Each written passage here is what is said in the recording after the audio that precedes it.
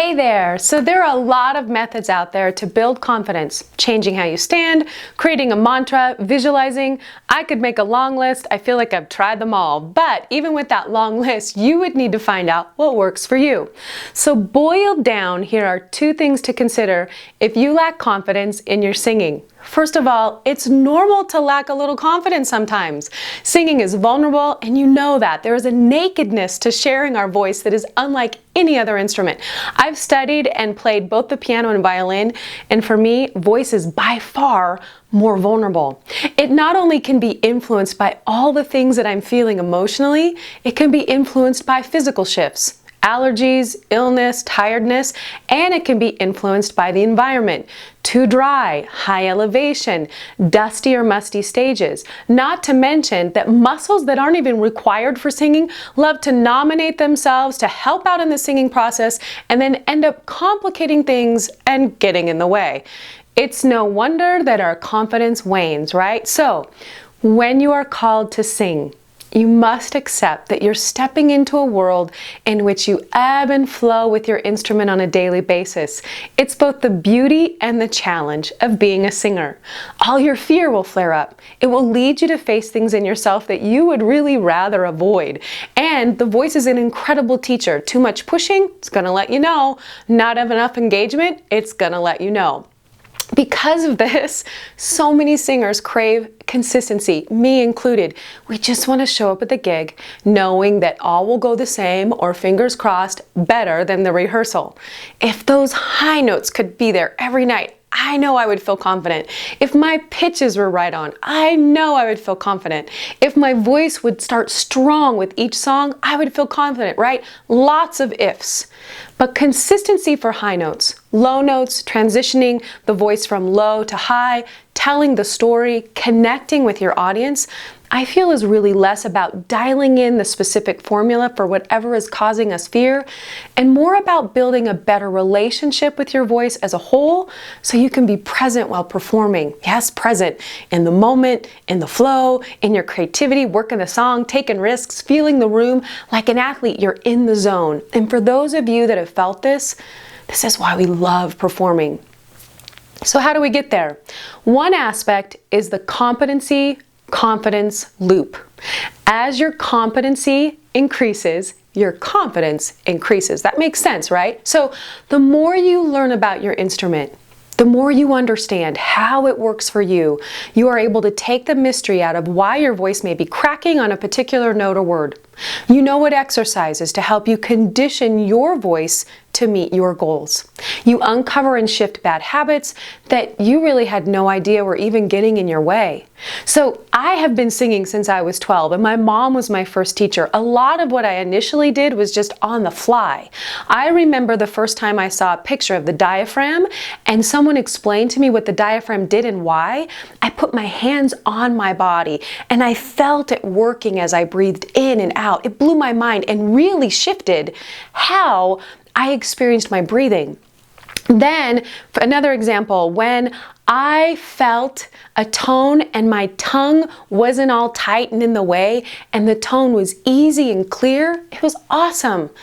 What I had then was a specific strategy to address what I needed as a vocalist, and it boosted my confidence immensely. Not only because I understood, one, there's nothing really wrong with me, but also because I had a plan that gave me a result. So that when I dove into my music and I knew how to practice better. I knew what to look for. I knew how to navigate the challenging parts for me, which was very empowering as a performer. So as my competency increased, so did my confidence. The vocal consistency that you and I desire really lies in learning more about our instrument. The other concept I want you to think about is that, well, singing is a performing art, right? Having a voice and working on your voice in a bubble, in the studio, in the rehearsal room will only get you so far. You really need to get out there and put yourself on the line and perform. And I suggest that you do this as you're learning about your instrument, what could be scary, because I know that some of you out there will wait and wait and wait until everything feels just right and then perform. And for you, I will say, everything will not always feel just right, and that's okay. That's why you need to perform, so you can let go and see what happens with where you are right now. You see, you will learn how to better navigate when things don't go perfectly. We're not going to wake up every day and feel like our voice is just 100%. The room we sing in will not always be acoustically great. Our audiences may not always be loving.